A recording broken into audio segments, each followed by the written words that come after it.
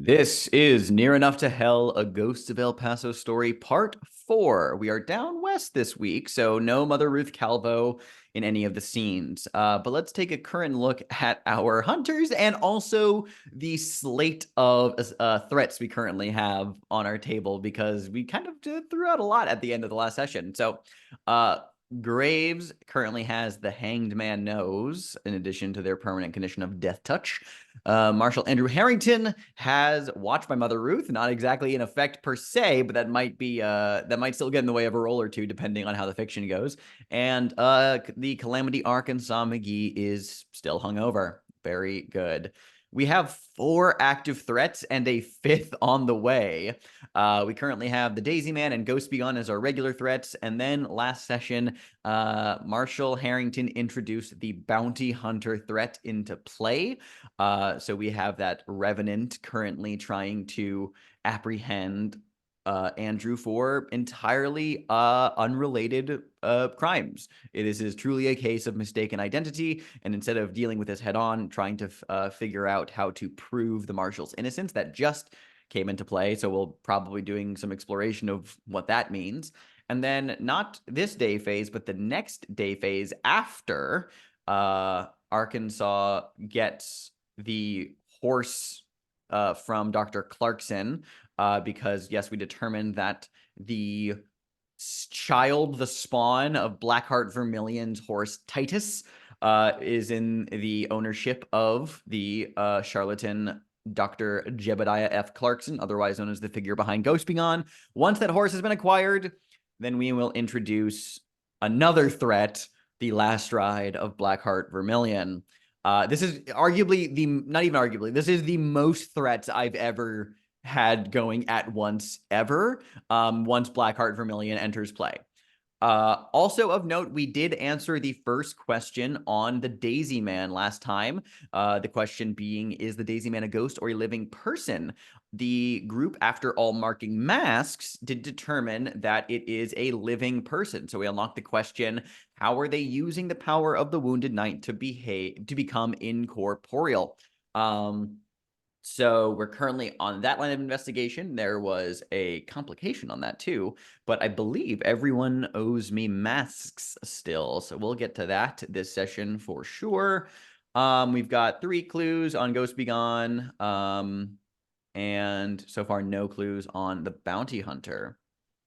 Very good. All right.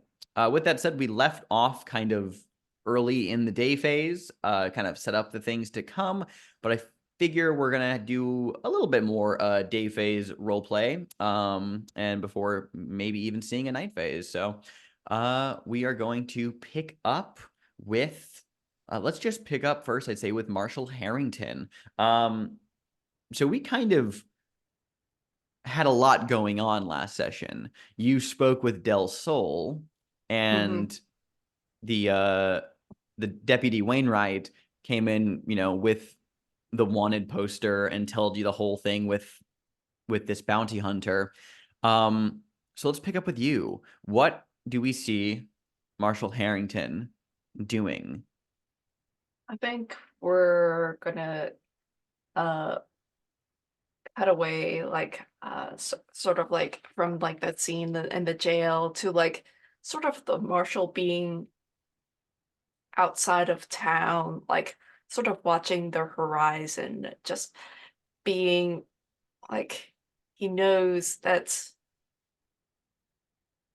probably the bounty hunter is probably already in town and is probably up there looking for him. So he's kind of like, may not be the best place to be there yet, but still, it's kind of weird, like how much has been coming into town recently with both Ghost Be Gone and the Bounty Hunter. So like, I think like I'm checking out like along the roads to see like with how much traffic there has been, something must have gotten left behind. So you're just kind of stalking the outskirts of El Paso? Yeah. All right. Let's paint the scene, because why not? I feel like being Mhm. evocative.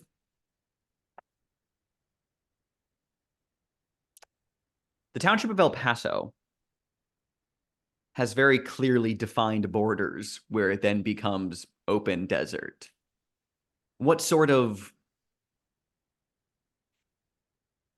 things of either world, the desert or El Paso, can be kind of found in this liminal space between one or the other? Things from one side that have either been left behind or encroached into this transitional space.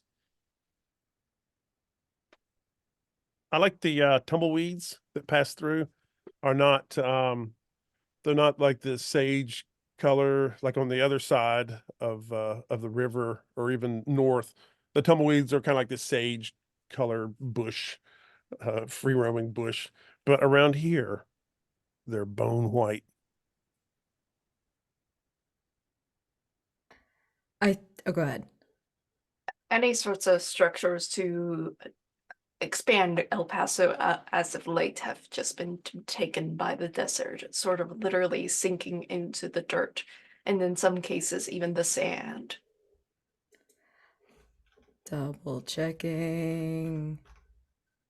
I had to check for various critters. I don't think that the animals of the desert respect the boundaries of El Paso or anywhere, really. And I think, Marshal Harrington, you see a rattlesnake cross your path, completely undaunted by you. Just, this is a regular occurrence.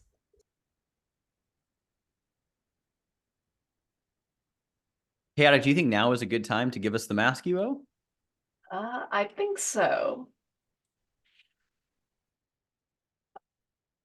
My mask narrates a flashback to the biggest score of your former life of crime. Harrington. Harrington is an interesting name, isn't it? It's a fancy name. It's a name that you wouldn't expect to be tossed into the muck and dirt of the world, into the sort of recesses of crime itself. Of course not. Harrington would never do that. He is a gentleman. He has other people do it for him. Sort of a local bracket of brigadiers in London taking sort of payments from locals just for protection against any sort of vandalism or thievery, or just to add a little bit more muscle into the area. Just make sure your business is all right. I think the biggest score was less about the money and more taking out a rival of sorts. A certain detective, oh, what's his name? Can't even remember. Well, he was getting close to figuring out it was a little bit more organized than your average gang. It was a citywide affair. But, well, with crimes, there's always crimes left unsolved, and some of the which, such as bribery, blackmail, could be blamed on other folks. And Harrington considered the orders that were before him sort of neatly written in a hand that he has disguised, because, well, you never write in your own handwriting when it comes to these sorts of things.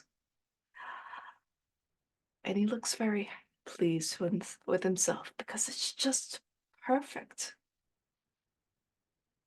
That detective would go to jail and they would be left running free.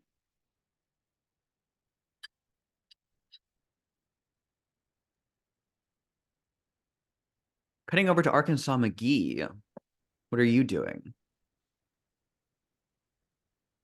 He is trading um he's with all these cattlemen and ranchers and folks, and he's trading some some playing cards that Blackheart Vermilion was playing when she was shot by that coward Jim McKinley, and it's still got her blood on it. You can see there. So he's got these cards and he's trading it for a horse. Okay, I like that. And he's using the move. What's it Oh. called? Yeah, it's a move called Fraternize. Fraternize with the Fellas, Yeah.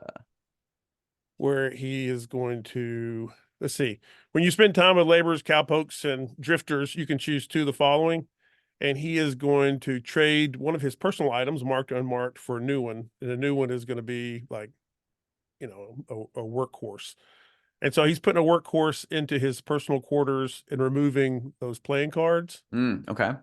And my second thing I'm going to pick is I do not draw any unwanted attention. All right. Yeah. We see you kind of fraternizing with these cowpokes gathered around one of the dustier kind of side work yards at the fringes of El Paso, playing, little hands of whatever particular game is their favorite at the moment.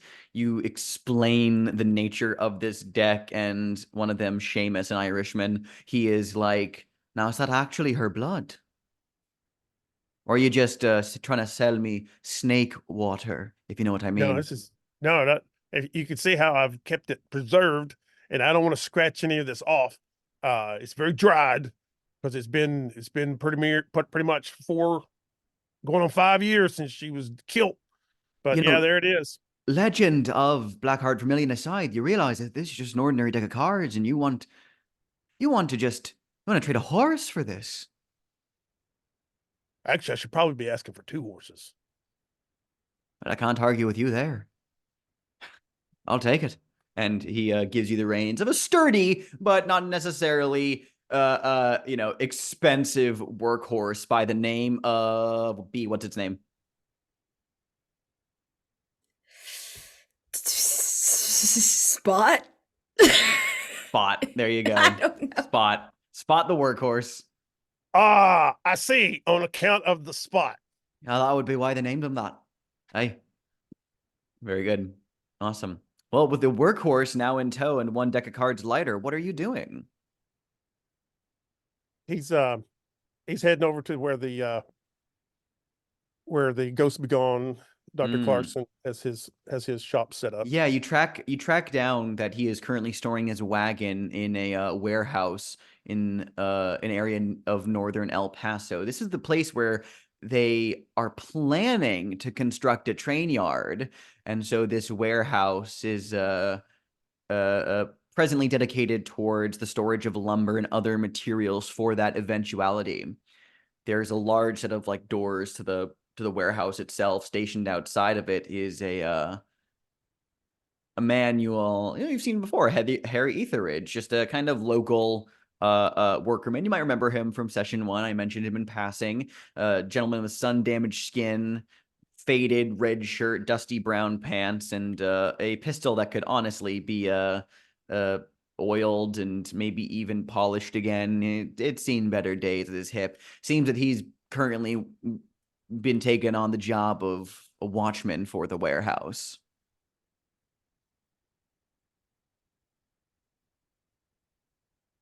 I'm looking for the horse and somebody to do some trading with. Yeah. I think the interior of the warehouse is where they would store the wagon itself, but the horse is probably a separate matter instead. I like the idea that there is like an attached livery kind of nearby just for some of in one of the many work yards here. So I think Harry Etheridge just kind of gives you a nod, just a curt little nod in acknowledgement as you walk past the warehouse itself to this actual store yard. One of the working boys there kind of sees you walking up with this workhorse and says, "Oh, sorry, McGee. Stables are currently full. You'll have to find another pen for your horse there." No, I'm here to do some trading. The laborer kind of furrows his brow a little bit and says, Not exactly a business. What kind of trading are you looking for, McGee? Well, a friend of mine used to own that sire of that big horse right there, and is blind as a bat. And so I got a seeing horse, which is not as pretty, but is sturdy, to swap out if the owner is so inclined. You see that this laborer is about to open his mouth to speak when you hear a voice behind you saying, "So inclined will be yet to be seen, my good friend. But you have certainly caught my interest." And behind you, kind of sidling up to you, is Dr. Jebediah F. Clarkson, which is a reminder to everybody, is a gentleman in a very smart black striped suit, gray top hat, kind of atop his balding pate, splendid oiled and curled mustache and goatee combo, little tiny spectacles. He looks like Daniel Qualls, if Daniel Qualls was more of a scoundrel. He is me. Yes, he is indeed. He says, "And it's typically I who is peddling wares to the fine folk of El Paso, but you've certainly caught my interest. You say that you have a business proposition for me, looking to exchange that horse with my horse. Could I ever ask you why?" Oh, well, it's not really it's more like a swap. Because I don't see any of I think I might be losing money on this one. I don't know. But so I got this friend who has been departed. And Takes off his this top hat horse, and holds it to his chest and gives you a little nod of empathy. this horse right here is I knew his sire. Titus was his name, and it has this blinding birth defect. And so I was going to swap this one out and then take this horse and reminisce about the nostalgia days of yesteryear. Well, I have to say that is a particularly moving story. Really tugs at the old heartstrings. But I have to ask you, are you utterly certain that horse and that pen right there that I have rightfully owned from a town very far away from these parts is indeed the descendant of a horse that you claim it to be? How came you by such knowledge? I don't remember. I was really drunk at the time, but it all checks out. It seems like the math checks out at least. I'm going to call If it's not the right horse, I'll bring it right back. I'm going to call this the day move with presence. Not that necessarily anything's particularly risky per se, but this definitely feels like a degree of uncertainty in the conversation, especially with Dr. Clarkson's unknown motives. But it's a sound argument. I mean, I think we established last time that there was some kind of like genetic blindness or some issue with sight, and this horse is definitely on the cheaper side. The horse you're bringing is probably even better for the purposes of carrying a big shop wagon around. So I don't think that I don't think your conditions would apply to this whatsoever. It's a pretty straightforward deal, but still, what are you afraid of happening here? That he doesn't, and then I have to like clunk him on the head and steal the horse or something. Like yeah, I'll have to. It's what Arkansas is thinking is hook or by crook. So love it. All right, well then you can roll plus your presence. I'm going to go ahead and mark the horse since I'm probably not going to get it back. Makes sense. I'm going to mark the horse to use that as a to give me an advantage. Not playing around. I got a +1. 9, 10. 10. All right. You will absolutely do what you set out to do. Go ahead and narrate how this transaction proceeds. I didn't when we spit on our hands and we shake on it. I think he also buys a couple of bottles of Ghost Be Gone while he's there, like and like sticks them in his pockets for later. And then when he goes to the horse, he wasn't 100. After Dr. Clarkson asked him how did he know, he really didn't remember how he knew.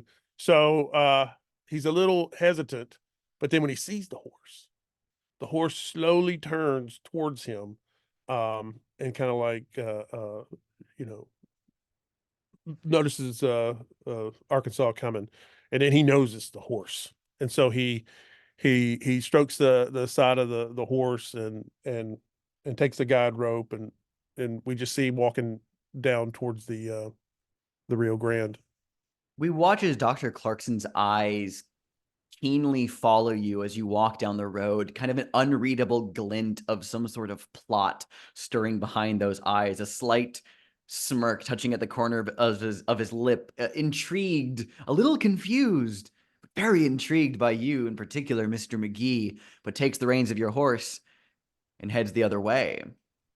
With your new bottles of Ghost Begone as well that you may have acquired, you walk down the streets with this horse, and indeed a pair of local dowagers pass you by in the street, excitedly clutching their own bottles of Ghost Begone, and you kind of hear their animated chatter about how this whole Wounded Knight menace will soon be a thing of the past.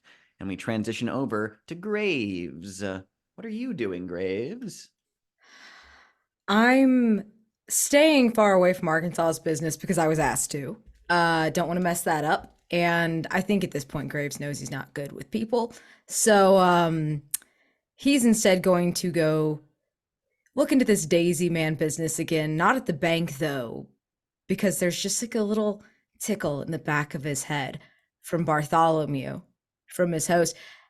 And he ends up sort of turning towards Neil's, where Arkansas told him there were people who wanted him dead. Mm-hmm. There's criminals there. We know the Daisy Man's a man.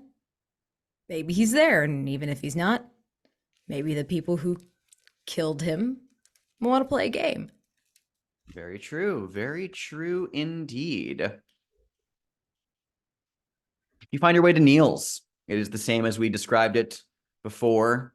Neil himself behind the bar. It's, around midday, so it's not exactly teeming with people, but certainly those who are drinking here are those who could be found at any hour drinking here. And yeah, I mean, Neil's behind the bar here. And I think this is the first time you've been to Neil's yourself. So I think that there's kind of a hush that immediately follows as you return to this place. And honestly, let's give this place a new paint the scene question. Is like, what signs, or rather just like kind of like what about Graves's entrance in Neil's, the tenor of the patrons, the place itself, seem to reflect this sort of uncertainty, considering the fact that he was working here, or at least doing some runs here, and then he ended up with an attempted murder. Kind of, how does that air affect this place?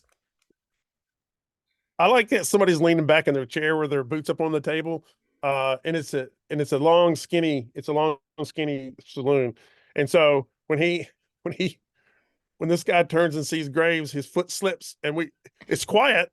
And then there's just like a slam, and he's quickly trying to get back up in his chair and act like nothing happened. I think as Graves is entering, this hush has entered over the crowd. We hear that slam, and then we start to hear money being exchanged because they thought you may have actually just died because he didn't come back right away. I think that a game stops. There's a poker game going on, and the clatter of the man falling out of the chair and the gentle clink of money being exchanged is enough for people to kind of whisper that they fold and the poker game is over.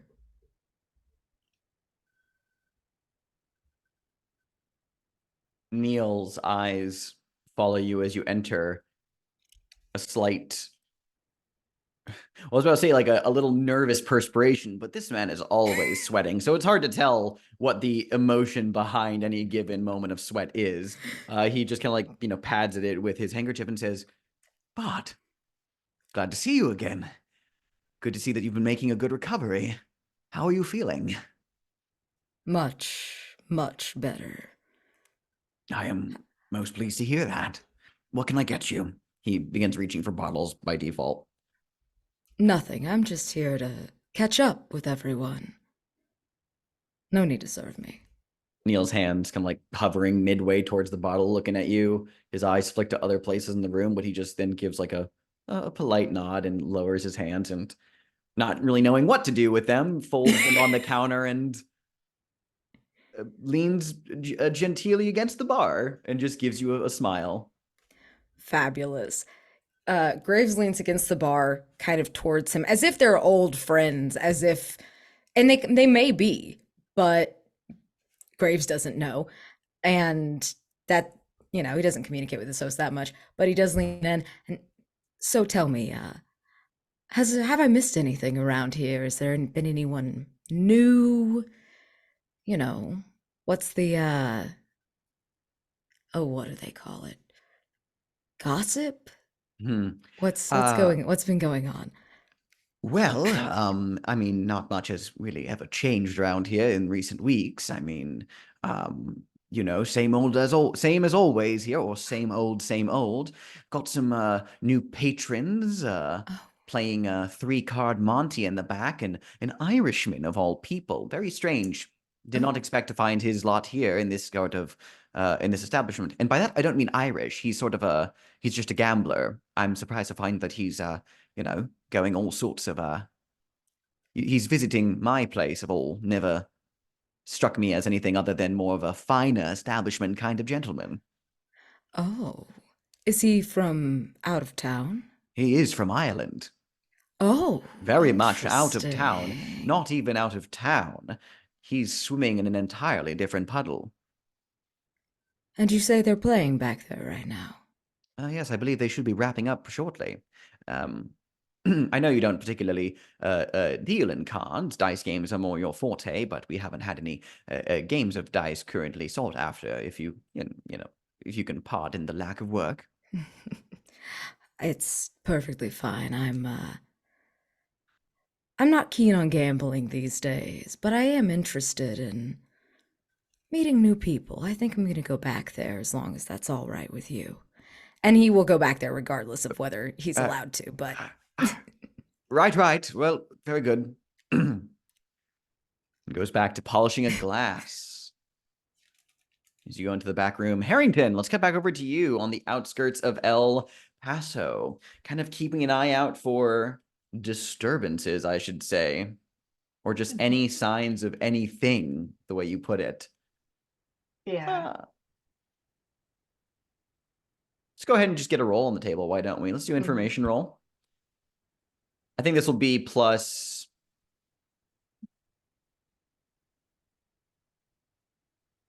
I think maybe composure, just because of the fact that you're really keenly focusing on the surroundings. This is less of examining, you know, a specific scene or really kind of like tying the pieces together. This is more of just like scanning the horizon with keen, focused eyes. So because plus composure, no disadvantage. Oof, that's 6. 6. You spend a lot of time walking around the outskirts of town, picking through whatever really seems to have been either blown into the area by the winds or even just fallen off of some 2-bit wagon that broke an axle halfway to town and dumped some loot here, but nothing actual worthwhile can be found. At one point, as you're looking around, the sun is hot overhead, beating down on you, but thankfully your hat keeps some shade against your eyes. You hear footsteps crunching the gravel behind you. Very quick footsteps. Someone in fast pursuit running towards you. You spin around, but it's just some hound that's come trotting up, sniffing the ground, looks up at you, kind of tilts its head, and then moves past you. Maybe just looking around for a meal, or maybe looking for its master. But all the same, you feel your heart, but an accelerated moment of tension. I'm going to give you the condition jumping at shadows. And I'm going to require the day move of you. Not for anything that's immediately in the scene here. However, this sort of accelerated heart rate, maybe a sweat from a mixture of exertion from being outside, but also perhaps a little perspiration from the anxiety of everything, You do look like a man who's desperately trying to hide something and doing it quite poorly. You are losing some sense of composure here. What are you afraid of happening if you return to town with this current state you're in?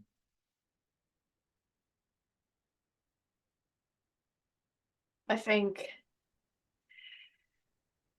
it's less immediate, but other people take note and they'll start to gossip as though, like, I look like the sort of man who has just gotten the noose around his neck, but it hasn't dropped quite yet. Very good. Then you can do this as a D move plus composure disadvantage because you're now jumping at shadows. What is in my personal quarters? I see some arguments that can be made here.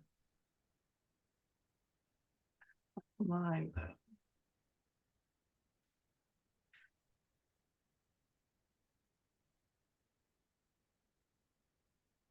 No, I don't think I really have much of anything, just because I didn't know what some of the stuff means to me. Fair enough. All right, then you'll roll disadvantage. Yeah, technically speaking, if I were to try to use them, I think they would just make the situation worse. Duly noted. Okay, that is actually not that bad. That is a 10. 10. All right. Narrate the scene. How do you steel yourself and continue acting with a cool head?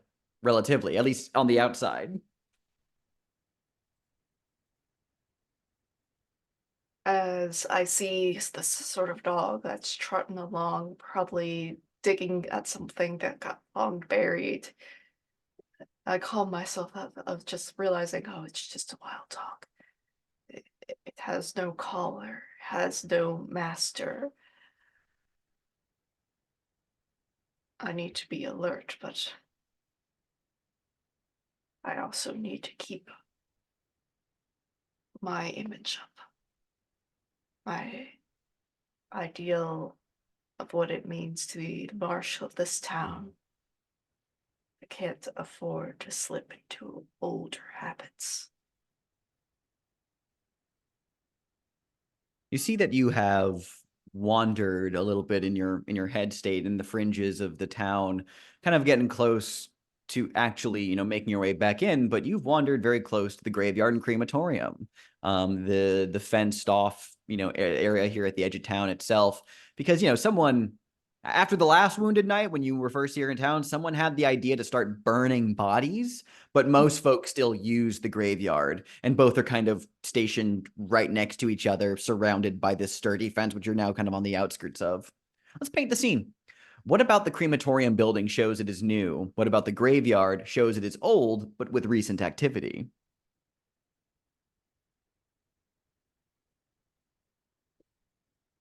It's very obvious, like they are burying another body. But however, there's multiple gravestones in the row. I killed that guy. I think the way that we can tell it's new is the crematorium is the sand. It hasn't started to reclaim it as we saw earlier. Like it's still pretty above ground. It's not sinking, and it's the mortar's still fresh. And I think in the same vein, the freshness of the crematorium matches the freshness of one of the new gravestones, and it's right next to a very, very, very old one that you can't even make out the dates on. Yeah, you can see the little plume of smoke wafting out of the crematorium, and in the graveyard, Eli Shields, the local gravedigger, just digging, going about his day underneath the hot sun. I think he looks up from his grim work, and he's a little too far off, but even still, him. You can still make out the dark smudges of dirt around his eyes and the fingers that are now turning brown as the dirt's not under his fingernails, it's getting all over the finger itself. Just kind of looks up, adjusts his hat slightly, just holds up a hand, seeing you just kind of lurk around the periphery before lowering it and just going back to his work. Yeah, I think I'm going to actually approach Eli. You'll hop the fence. Mhm. We'll come back to that. Arkansas, you got a horse. Yeah, mechanically, I think I can't. I should do it tomorrow morning. Yeah, So- tomorrow so- it'll be when things happen. So he's taking the horse back, and I'm tempted to either look for a clue on the. I think I'm going to look for a clue instead of doing the mask. I owe you one, so I'm going to look for a clue. So I got these bottles. I'm walking with this horse, and I'm looking at the bottle. I'm inspecting the bottle. I'm smelling it. I'm tasting it. I'm trying to see what is in this. I drunk a lot of stuff. That is a really fun way to find a clue, especially for the Calamity. I'm with it. Sure, I like this. Just kind of, we see you sat down on some wooden planks on the boardwalk, just cracking open these corks, sniffing them, tasting them, swigging them, swishing them around your mouth like it was mouthwash, spitting them, the whole 9 yards. This is going to be probably a really fun information move. It will be plus, I want to say, Reason, maybe? yeah, I was gonna say reason. Because I don't think he doesn't believe that it's like actual. Yeah, it's gonna be magic. plus. Well, yeah, it's gonna be plus reason, but no disadvantage from being hungover. Liquid on your tongue is liquid on your tongue. Maybe we'll see. Maybe it even gives you a buzz. Who knows? Trust me, Alex. I know where this can go, and not good places. Yeah. Never drink your own product. 4. 4.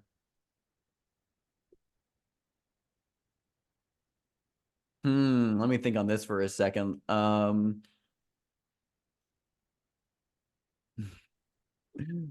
Let's see. Take a look at our safety tab for a second. Okay. All right. Always helps to be thorough. Kind of familiar. What is this? Mm.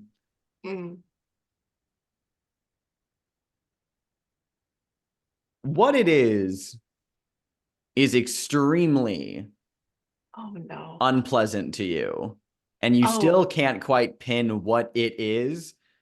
It's not. It's the effects that are going to manifest on you. Now, let's be clear. You've seen, Dr. Clarkson drink this thing down. You've seen other people in El Paso drinking Ghost Be Gone. It's not like, this is necessarily happening to everyone. It just so happens it's happening to you.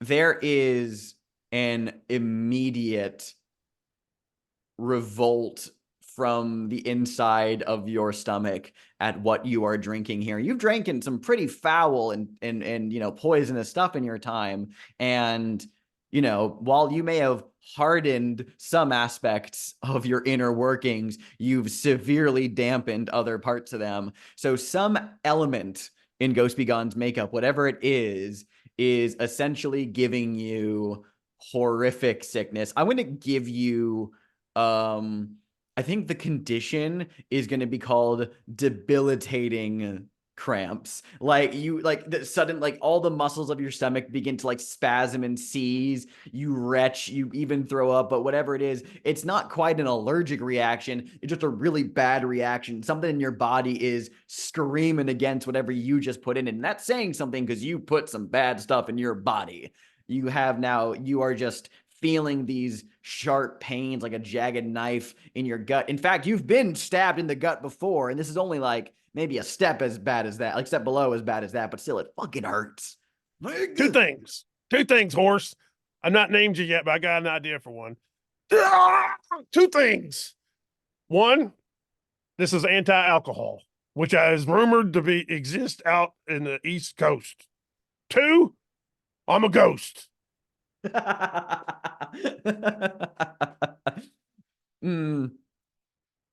Oh man. You know what? I'm I want you to revise the condition to add a slash there. So it's debilitating cramps and I'm a ghost. Just the idea of God. Question mark. I'll put a question mark. at the end. Yeah, exactly. But oh fuck, does it hurt? We see a lot of like people passing by, like give you a bit of a wider berth, some of them eyeing you as you're just kind of crouched over, groaning and wheezing and clutching at your belly like you're dying. And fuck, maybe you are dying. You don't know. Is this how you go? And then either way, it hurts. That lets me know I'm partially alive. Very tempted to be like, it's the night move, you know, but no, I feel like that alone is pretty tame. So we just kind of see you doubled over on the boardwalks. And we cut over back to Neil's in the back room where some people are playing a game of a 3-card. Or what is it called? Hold on. I literally just had it.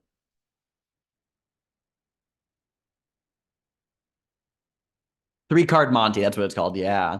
There's a few gentlemen in the back, none of which you'd call reputable, except for one of them. One of them is dressed more extravagantly than anyone probably in this corner of the town, in a pale yellow suit with a green paisley waistcoat, a bright orange tie. He stands out, not like a sore thumb, but like a festering one, you know. Brown curly mutton chops that curl up along his slightly jowled face. He's got a little bit of punch to him, a little overweight.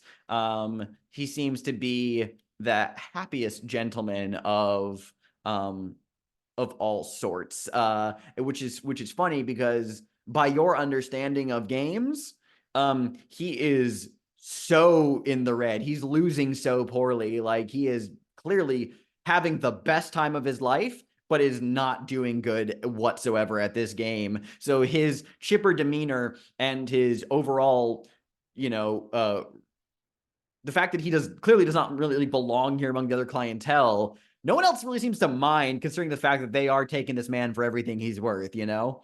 It seems that they're wrapping up the game, though, and he goes, "Oh, gentlemen, I'm afraid it looks like I'll have to fold," and just puts his cards down and just like laughs and looks at his small little petty couple of chips that he managed to still has, shakes his head, and takes a little tiny shot glass worth of knocks back whatever's in there and sets it down just with kind of like an admitted but still pleasured defeat. Just leans back, resting his hands on his haunches, and the game kind of wraps up from there. And the crowd is kind of dispersing, leaving him to just kind of sit there and goes, I think I'm in the mood for another. Picks up his glass and begins to like walk out, but stops when he sees you, I assume, kind of having walked into this room. Don't mind me, just coming around. And it starts to sidestep you and go out of the main room. Oh, don't worry about it. Why don't I get you another drink? Well, that's very kind of you, sir. Well, I'm not going to say no to that. By all means. He straightens his waistcoat out and walks with you to the bar, where he orders not a shot, but this time a whole normal glass of a particular spirit of his choosing. He likes just straight whiskey, a nice thin, not top shelf. He gets just whatever is the middle of the line for a place like Neil's. Be shocked if Neil's had top shelf whiskey. Well, there is whiskey on the top shelf, but it's not any different from the whiskey on the bottom shelf. It's amazing. After we've ordered, Graves does not get a drink once again. He just gets his new friend a drink and turns to him. I don't suppose you would be interested in another game, would you? There's an immediate little glint in his eye. Tempting me to sin you are. You know the questions that appeal to my heart all too well, stranger. I might be indeed tempted, and it will be as easy as plying me with a drink, as far as I'm concerned. You've gotten my ante. He swirls his little whiskey around. What you looking to play? Oh, there's no need for an ante. Just a game of chess. Can't say I've ever played games of chess before. More of a cards and dice gentleman I am. Do they even do Can you even gamble with chess? Oh, there's no need to gamble, just win-lose, Hmm. making friends. Well, I have to admit, it's not exactly my game. I fancy the game's a chance, you know. Oh. Luck comes and goes for us few that make our living amongst the saloons and casinos of the world, but I wouldn't have it any other way. Well, all right then. Since you are new here, I think you should get to pick the game. Well, my favorite's 3-card Monty, but don't tell anyone I'm terrible at it. Your secret's safe with me, my friend. Hmm. Why don't we play? Just you and I. Pulls up a table, sets his glass down, starts getting out cards. He reaches his hand across the table and says, Clarence O'Toole. Graves. Shakes your Pleasure. gloved hand, I assume. Yeah, oh, gloved. Exactly. He's staying gloved. Very fine calfskin gloves, are they? Thank you. Yes, I've had them for quite a while. I have to say, you have a very fine suit. Thank you kindly. I got it for a fair price back in my home country after winning a fair Oh. bout after a few weeks of struggling. Oh, really? What brings you here then? It's not my first time out in these parts. El Paso is always on my circuit of towns out west. No, this is the first time I've been here in about 6 years. I'm doing pretty well for myself this go around. He, pulls out like a cigarette, and then like looks to you and like offers you one. He'll take it. Care- Absolutely. Care for a light? Yes, thank you. Strikes you up. Another part of the human experience that's fascinating. And I do want to use my move care for a game, for sure, 100%. Oh, let's talk about that move. You care to read it out loud? Yes. All right. So, care for a game. When you play a game with a side character, you may do any or all of the following: win or lose, which seems incredibly OP to me, but Godspeed. Ask the keeper when and how they are meant to die. The keeper can ask you to declare it instead. Ask them about their true nature or motives. They will answer truthfully and completely. Prevent them from dying for 1 day cycle. Okay. What are you doing with him then? I'm only interested in his motives. I could care less if he lives or dies right now. Incredible. Huh. Oh, okay, gotcha. This is fun. So it's not you ask the keeper, it's you're asking Clarence about his true motives, and he'll just tell you Yes. whatever. That's really great. He just says, you play a few rounds, couple, he is really bad at this game, Death. And he Oh, no. is really, really bad. I mean, like, if you caught this man wandering betwixt places and he played you for his soul, he'd lose so hard. It's just like I don't think Graves can keep the pity out of its face. Like there's like clear like, oh, you poor son of a bitch. You really are bad at this, because he kind of thought he was faking earlier. And he's like, oh God, are you actually really this bad? Oh. He actually lets him like win a hand just because.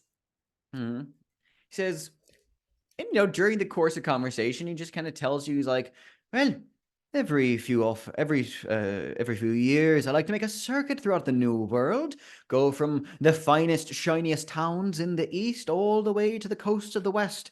Been as far as San Francisco before. I have to tell you, the Chinese there really know how to play a mean game of mahjong. One day I'll figure out how that one works.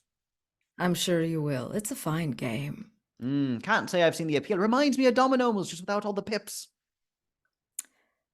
I suppose so, yes. But like I said, first time in 6 years I've been out El Paso way. I've been frequenting the finest gambling establishments this town has to offer, and a few of the less fine ones, if you can see the company that we're presently in. Shuffling cards, drawing hands. I've frequented the Golden Spur, the Rio Grande Gambling Saloon, all sorts of places. Lots of money to be found in a town as burgeoning as this one.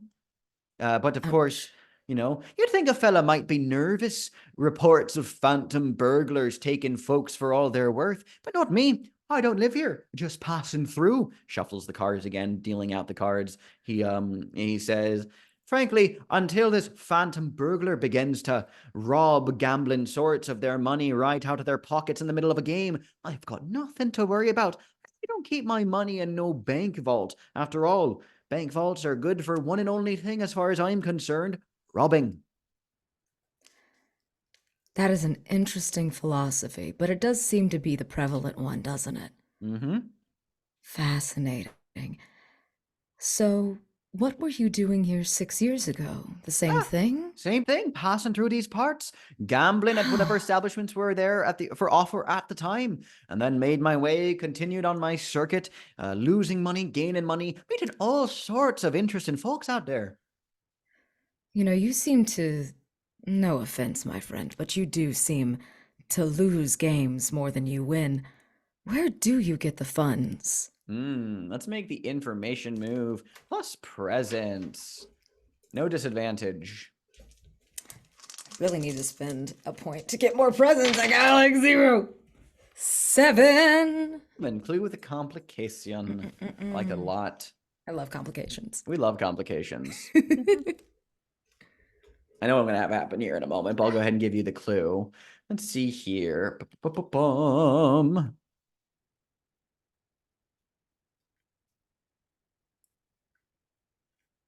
So many clues I could choose from here. Let's see.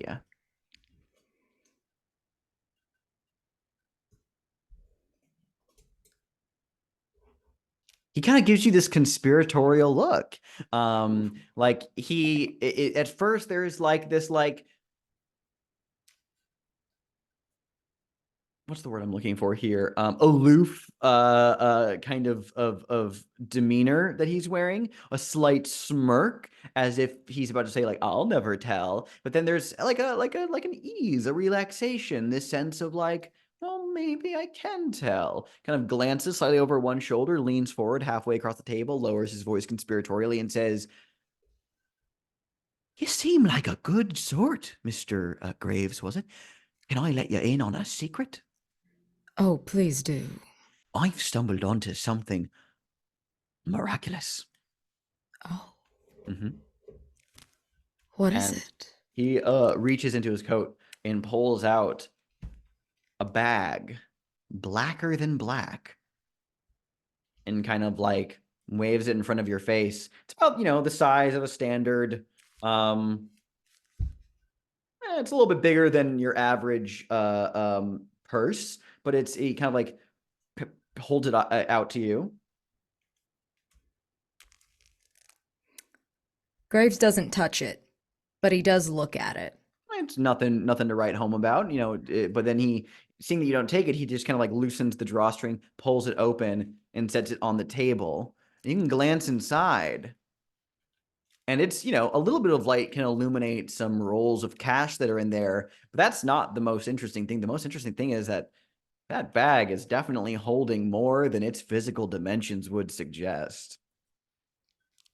Well, isn't that a neat trick? No trick at all, Mr. Graves. That is pure and proper magic, that is. Oh, surely not. Surely yes. Blacker than a moonless night, and deeper than the space between the stars, or at least I'd assume otherwise. And where did you find this bag? He draws the strings close and says, back home, back in Ireland. Lots of strange magic out there in that place. Lots of old footprints of travelers long past, if you take my meaning. As much as I may love those hills and rills of that land I once called home, it's a land of hardship. My da, God rest his soul, struggled with the very land my grandfather's grandfather set upon. Soon the land turned fallow, couldn't grow anything, struck down by a pure and proper famine he was. It was a terrible time, and I decided to make something for myself. And in my rambunctious youth, may have found a thing or two, won some interesting things at different games with different folks. And so I've just made sound investments. Tucks the bag away. Now, normally this clue, that is the clue. And normally you can add that to your personal quarters, but because he owns it, he is you know, it's still in his being. You could possibly, you can still use the clue, but if you wanted to add it to your personal quarters, you'd need to somehow get it from him. But that's not your complication. That's just a fact of the fiction. The complication is going to be, let's see here. Take a look at my moments, see if anything fun comes up. I think as he's talking,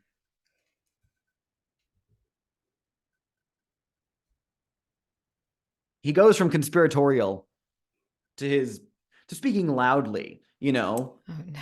noisily lording his wealth over others, talking about how good he is, you know, talking about how, not talking about how good at games he is, or, you know, and his proclamations of wealth have nothing to do with speaking of himself as any better class or socially than any other people here. He's just loudly talking about how much money he has, especially with the alcohol he's been plying him. And it draws some attention, and I think we see some ill-intended fellow patrons stand up, hold chairs over, two of them, and sit down at your table. And Clarence was kind of caught like in a laugh as he was telling you something. His expression flickers, slightly confused. But these two gentlemen, as they sidle up, one of them just carries on that laugh. He's like, ha, ha, ha, yeah, yeah, yeah. Oh, what are we laughing about, boys? Just an inside joke, my new friend. Would you care to play a game with us? I recognize these people, by the way. It's a very good question. I think maybe at the recesses of your mind, maybe a little tug from Bartholomew of recognition.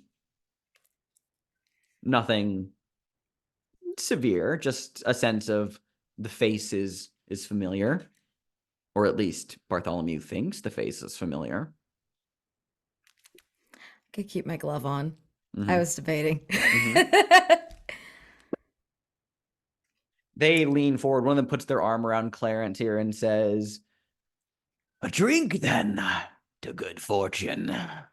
And then just like holds up a finger, and Neil, sweating, just begins to pour some shots out, and they bring them to the bar. These men, you don't need to, you can tell they have ill intent. You know, these are men who like are probably gonna put the sweat on Clarence, and this, you know, this might turn violent. Who knows? It's that kind of place, but they're definitely putting the squeeze at this table here.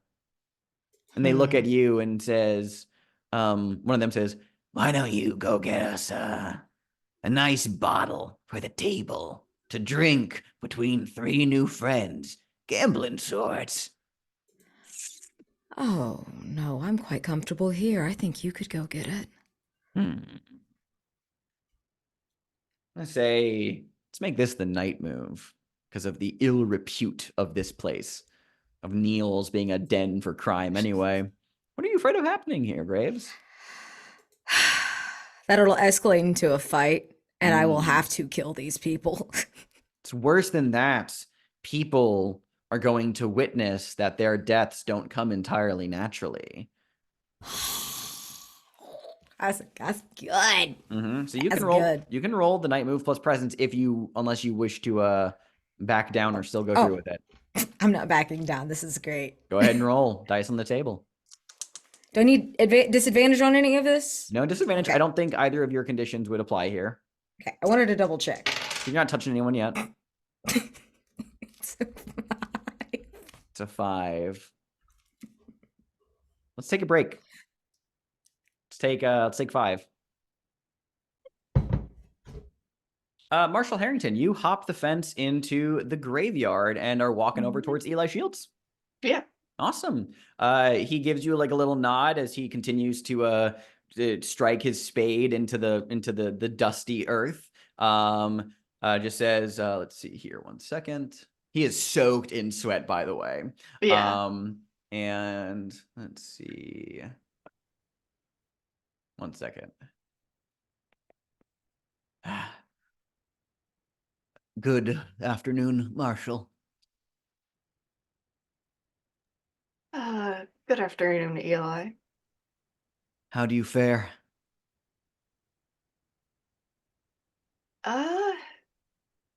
Could be better, all things considering.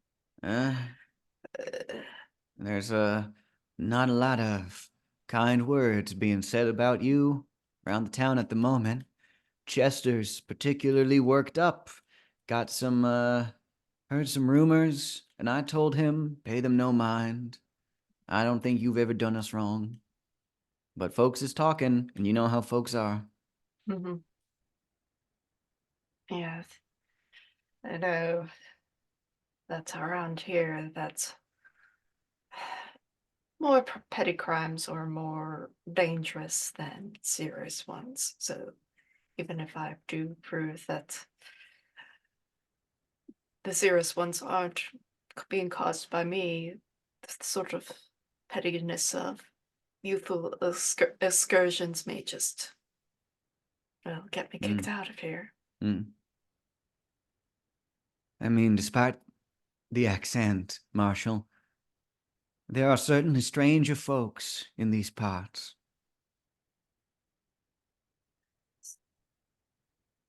Speaking of stranger folks, I know that your work deals with dealing with the dead and with all the sorts of ghosts out of the light. And from what you've described of the bounty hunter, I, I do have a question for you, Mr. Shields. Hmm. How do you know when a person is truly dead?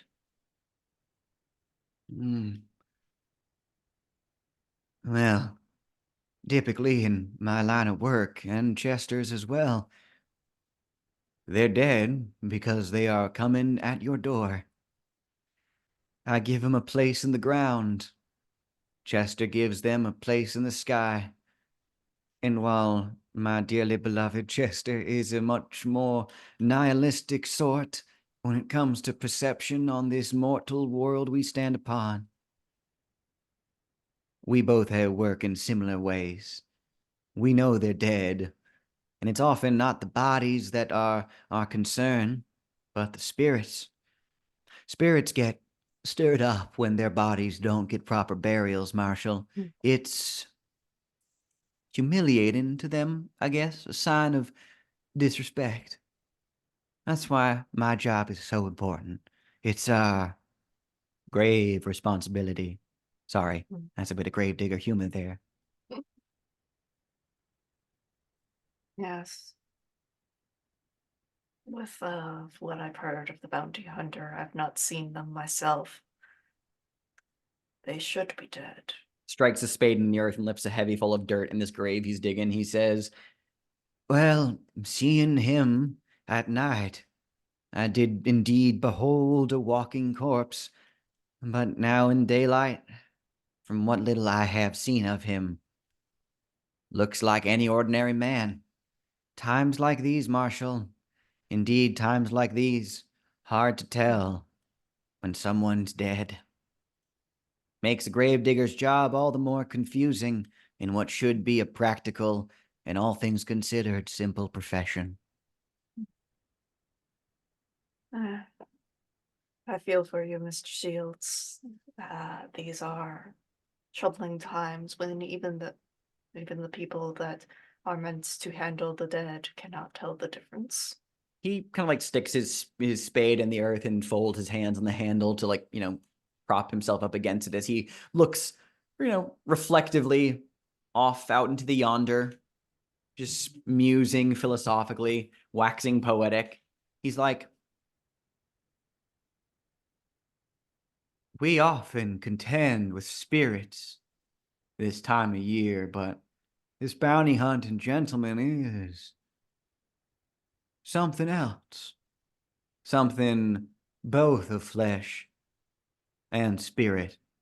A thing that's not quite dead. I wonder why that is. Perhaps he wasn't given a proper burial? I mean, a proper burial is the best way to honor the dead. But it's also important, he goes back to shoveling, for a community To bury their dead, it's a way of expressing, speaking to that restless spirit. No matter your troubles, no matter the life you lived, we here still saw something in you, and that something was worth remembering. I hope that fella, wherever he came from, was done right by. Unfinished business can bring out the worst in someone. Mhm.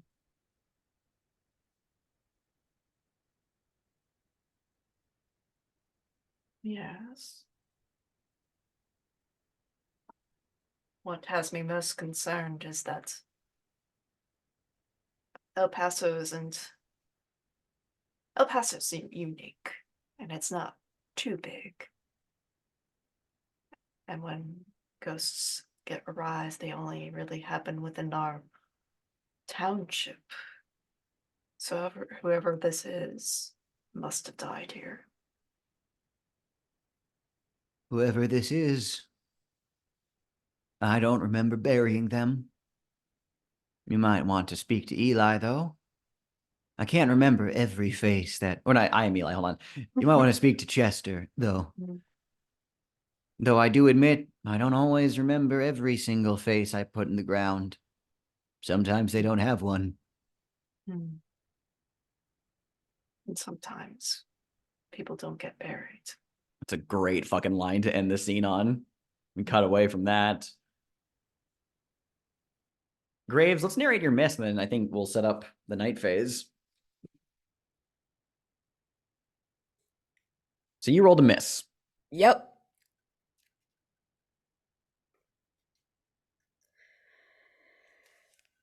Let's see here. It's a really good. I've thought about like 6 different reactions. So I'm kind of like, which one do I do? I think I'll do this. Let me take a look at your sheet for a second, real quick.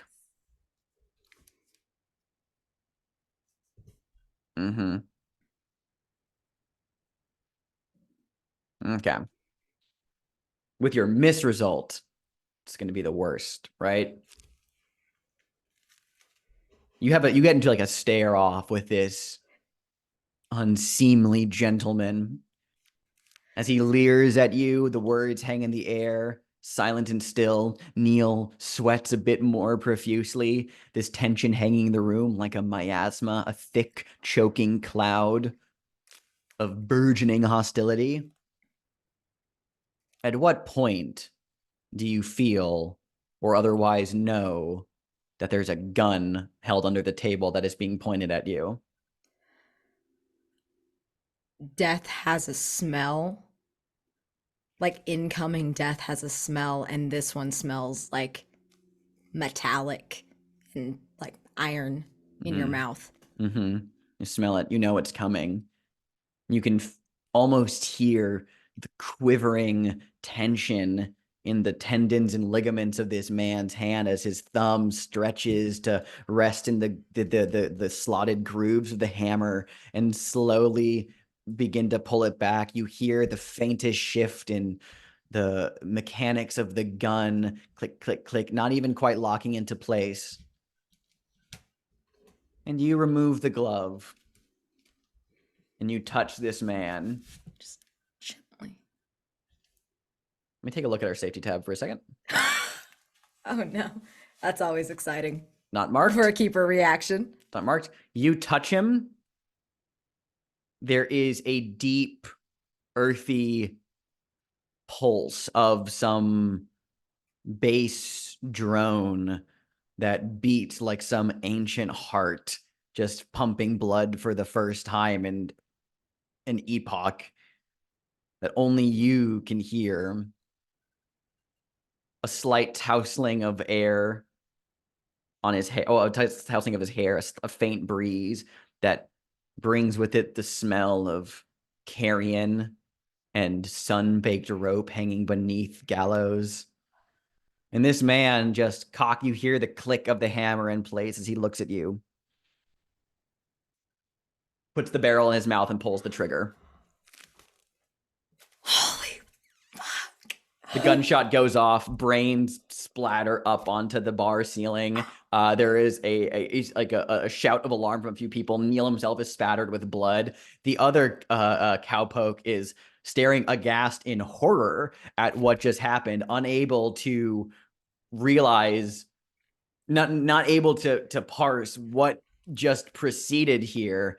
And you then turn to him as well. Let me take a look here for a second. God damn. Things are escalating.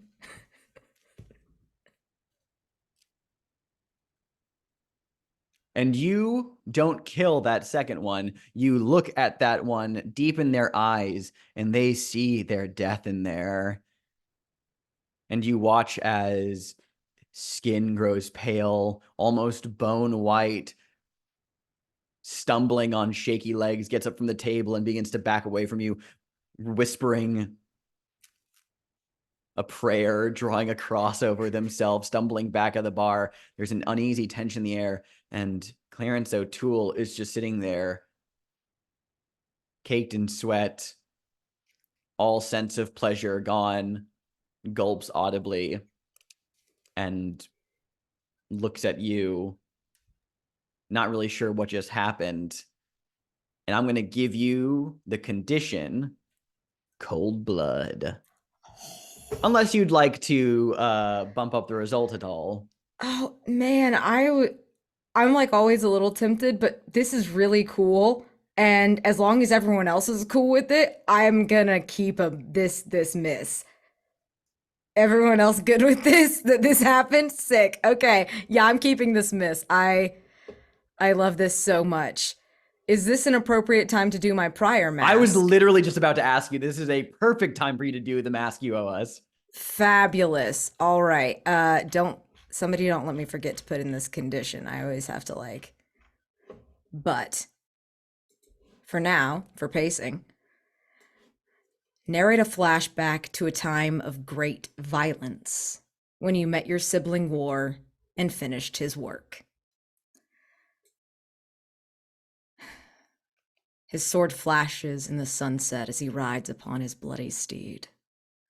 Hundreds follow him into the fray, only to be cut down again and again and again. War never sheds blood with his own sword. No, humans do that for him, and with very little prompting. He makes it look easy. Great violence often is. I follow the din of metal on metal, screams of agony, and pleas for mercy. I do not bring mercy, but I do bring silence, stillness, and that is close enough for most.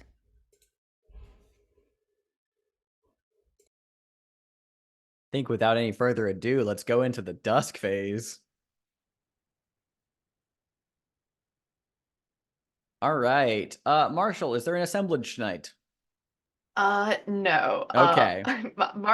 He is a little bit nervous about getting people together. That's entirely fair. All right, let's talk about the Wounded Knight then. And speaking of silence, let's talk about the silent infants of the Wounded Knight. Babies born during the Wounded Knight are safely born without so much as a peep. What traditions or rituals have the townsfolk adopted to celebrate, protect, or cleanse these silent infants?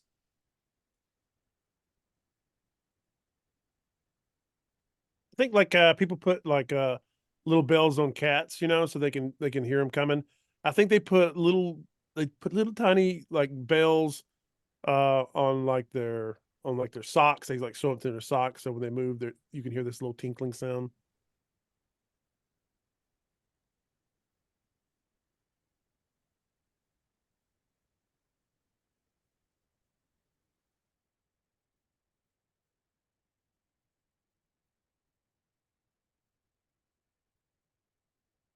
I think they have one of these sort of sort of candles with like those sort of toppers that when a candle extinguishes so far, it snuffs it out, just to make sure that they check on the baby, make sure that they consistently make sure the baby has their food is properly changed, because they don't cry at all during the wounded night. So like they may just go without their needs being met if you don't pay enough attention to them. I think every birth during the wounded night is celebrated with a dumb supper, completely silent, one that you would normally have in respect for the dead to invite them to the table, but it's also a celebration of life during the wounded night and a respect for the silence.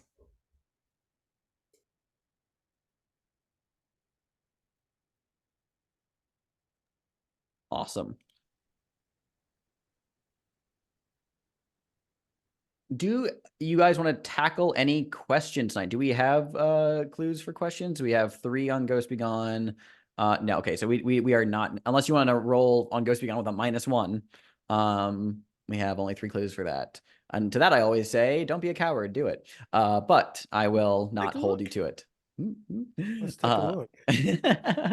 Now, the only one you could even attempt to answer is either the first or second question, which the first one would be at a -1, the second one would be at a -3, which is hilarious.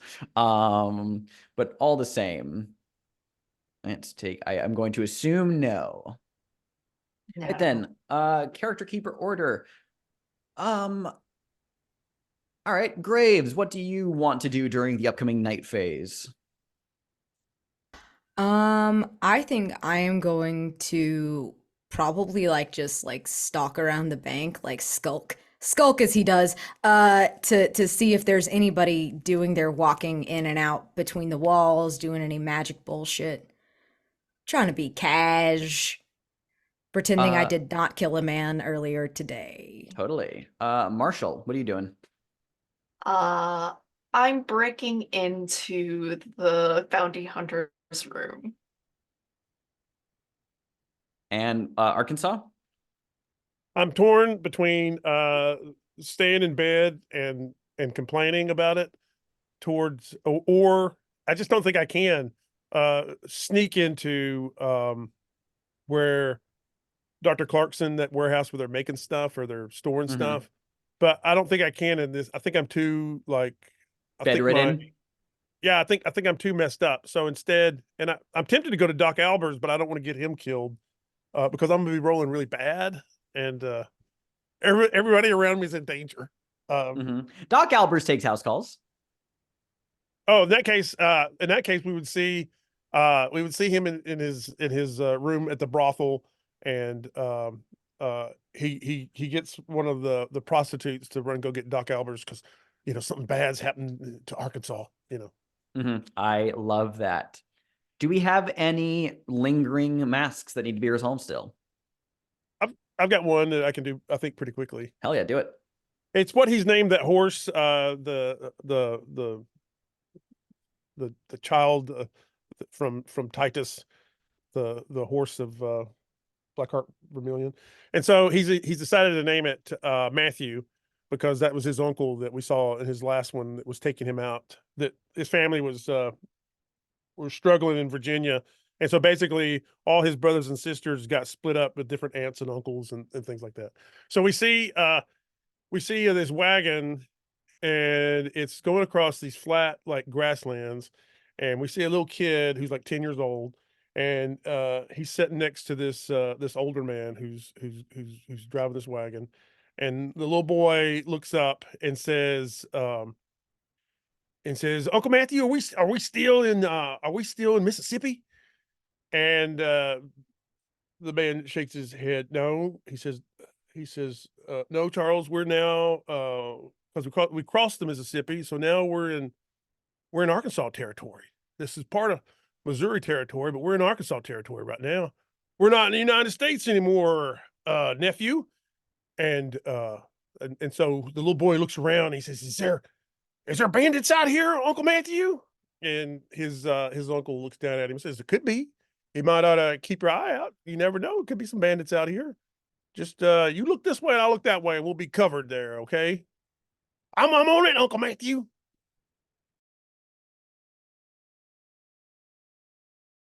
Awesome. Very good. The unseen for this upcoming night phase is going to, by the rules, be the Ghost Be Gone Unseen. I have gone ahead and assigned prompts, and given that this is going to be a shorter session today, I think we will not get into this evening. We will kick off the next session with this. I believe we're going to be down a Daniel next week anyway. So I will plan around that. Boo hoo. And yeah, because I would hate to rush through. While I could do this unseen in like a pretty quick pace, I'm not sure I could get it done and then do Stars and Wishes, and I have to go record the announcement for the winners of the Silt versus Writing contest, and I don't want to be late for that. So I'm thinking I'll assign those prompts now, which I've given everyone that. We can call the session there. Which breaks my heart because I had such fun ideas in mind for this night phase, but it's all right, honestly. Okay, then we will play the night phase next session. Let's go ahead and jump to Stars and Wishes. Oh boy, we were a mess this session. We have Arkansas, who is kind of convinced that he may be a ghost. So we're getting we've got Graves, who just killed a man, in a very weird way. And when Harrington finds out about it, oh boy, we're going to have some talks. Because that's not normal. What are you talking about? The dude Yeah. Graves didn't kill anyone. I didn't do anything. What are you Well- talking about, Marshall? But you are a witness to what is going on. So like this is like you were sitting right across him. Oh my god, I Man, forgot things are about to Marshall. get real fun for Marshall Harrington. Oh, Yeah. you poor thing. Yeah, like a man killed himself in Neil's. Like that doesn't happen. Like other people killing each other at Neil's. Like that is just freaking and weird. Like, is Neil's now haunted? Maybe. So like, and then Harrington is just stressed and contemplating like life currently and is avoiding town. just a mess. It's fine. It's fine. But Alex, man, we're this session is just like we're going real hard here. I'll go next. Okay. Stars for chaotic with a scene between Eli and the marshal and the quote. Sometimes people don't get buried. That was all. That was and Alex for like ending it right there at that scene. That was really cool. Yeah, my wish is to see how the marshal like starts to sort through all this. I'll probably miss it, but I'll watch the video. B, I got a big star for going to Neil's. I'm glad we're going back to that place. It's from the Blackheart Vermilion threat, but I'm glad that we're like working it in. And then using your move to play a game with Clarence just to find out what his motives were. That was a really great use of your moves. Alex, I love the Ghost Be Gone fail. I feel like Arkansas just can't catch a break with this Ghost Be Gone, and that's cool. It seems like we were talking about my additional move, and this may all work out pretty good for my additional move anyways. Off camera we're talking about it. And Alex stars for both two new, actually three, but two that stood out. In side characters, Clarence O'Toole, loved him, and Eli is the soft-spoken gravedigger. So both those two are awesome. I like your portrayal of both those. They're really standouts. And Wish, I don't know. I guess you'll need to wait for me to come back to do to start up my threat, and that's fine if it gets postponed. But other than that, yeah, watch out for Batman. He's coming for the marshal.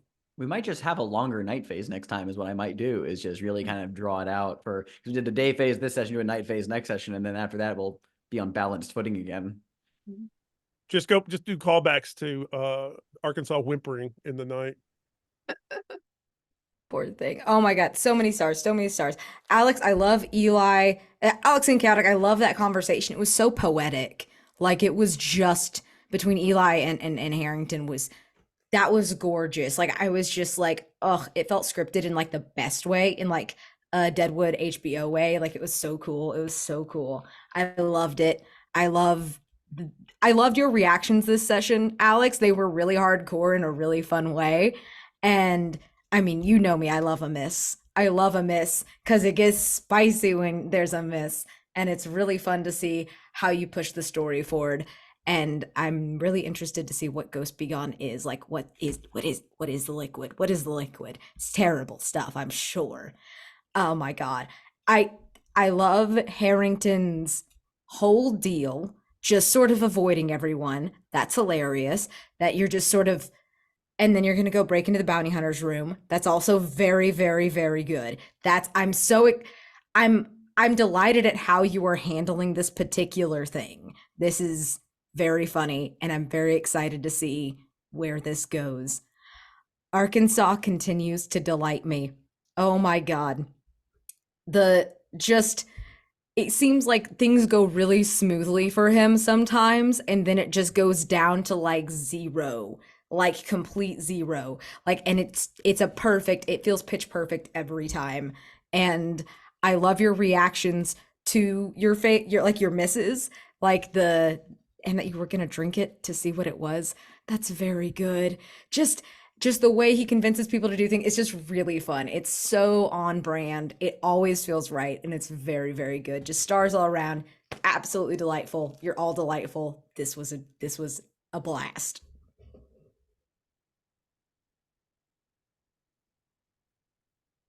I thought of another one while you're thinking, Alex. Star for Chaotic for going on a night move, breaking into the bounty hunter's hotel room. Like, man, that's like I need to do crime to resolve crime. That's you're how it taking the just bull by the is. horns, though, and I that big star for that. Yeah, I mean, I obviously agree with a lot of the stars that have already been thrown out there, but I do want to pay special attention to that scene with Eli Shields in the graveyard. That was a really strong scene. I mean, obviously it was aided by really great writing. Daniel, the write-up for Eli Shields as a character already has a lot of great stuff to work with, so that just made the scene all the easier and more fun to role play with. And so I was having a great time with that. I really enjoyed, because I mean, like, that scene could have started to go in directions of like getting like clues, but I kind of like that it didn't. I like that it kind of just became this this philosophical conversation between these two men out in the middle of a graveyard on a hot day. It's very very like just beautiful, and you also know when a scene should end, and so you kind of like led into that moment very well. That was particularly fantastic. I mean, start a B for rolling with that sucker punch of a complication. Again, I'm always angling to be like, well, what's a complication here that might tempt them to keep it? And so, I'm glad that you wanted to keep that scene, because honestly, as I was thinking about it, I was like, I will be sad if this scene does not stay. That was pretty great. I would never. It was too good. You Yes, did thank too you. good. And Daniel, love all of the conversation you do with the horse and the stable boys just being like, listen, if it's the wrong horse, I'll bring it back. That was just very fun. Overall, this like really we did like a little, just only focus on the day phase, obviously, but there was a very distinct tone this session had that I feel like has not necessarily been fully the same as like other sessions. Like there was both a mix of something sinister at play and something humorous at play and something sad at play. It's like it had this like nice little threefold balance of things happening here in everyone's respective stories. And I thought that was very nice. But but yeah, that's just a lot of fun. Let's see. I mean, I have just also the mask prompts this session were very good. Loved chaotic your mask for that. Very sinister. Harrington is continuing to get painted in a darker light, and I like this. I'm excited to see like what his deal is, like what he is running from, and like all these things that he clearly has done in his past. There's a lot here to work with, and I'm excited.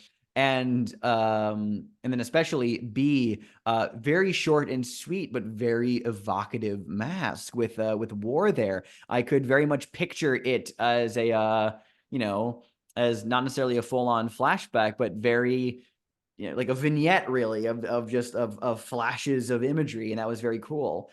Gives me a lot of fun vibes to work with, and so I'm excited to see how more of this horseman lore fleshes out from here. I think I'm excited just to see more of you bringing that into the mix, because I made a little cheeky reference to the Clarence O'Toole mentioning that his family had suffered from famine, wink wink nudge nudge. So like let's see how that relationship with various events changes. But yeah, great session. I'm excited for the introduction of Blackheart Vermilion when we have you, Daniel, because I think that'll be crazy. Maybe we'll have resolved the threat by then. Who knows? We probably won't have resolved the threat by then, but it's like we're probably gonna have 5 threats come this next day phase, which will be wild. So that'll be exciting. But I honestly don't have any like nerves or like worries about it, because not just my own comfortability with running this game, but the table I have here, you all are very good at pacing in the narrative, so I don't think things are going to be bogged down in any way by a stacked template or stacked plate, I should say. But yeah, that was a lot of fun. Any other stars or wishes? I gotta give a star to Daniel's like mask prompt, because like that Charles, I'm just a baby boy. I love him. I would die for him. So good. And another star for Dr. Clarkson. He's just I liked how you played him as like amused. He's not it was almost like behind the scenes with Dr. Clarkson. He wasn't doing like the big he wasn't doing the big show. He was just like trying to feel like what's your angle. And it was like a cool behind the scenes with Dr. Clarkson. I really liked it. The star for that too. Awesome. And just why are all the guys in El Paso just so sweaty? It's hot. It's the desert. It's a desert. It's so hot, and listen. It's by the river. It's not even a dry heat. Oh God, humidity. It's hot. It sucks. Like, I just find it like a funny, like it's just like, and then he sweats more. We all have dysentery. Haven't you seen old cowboy movies? They're always just glistening. It's a part of it. It's part of the ambiance. There's no AC. Yeah, it just makes me laugh every time. It's just like Awesome. Well, then, with no other stars or wishes, let us wave goodbye to the camera.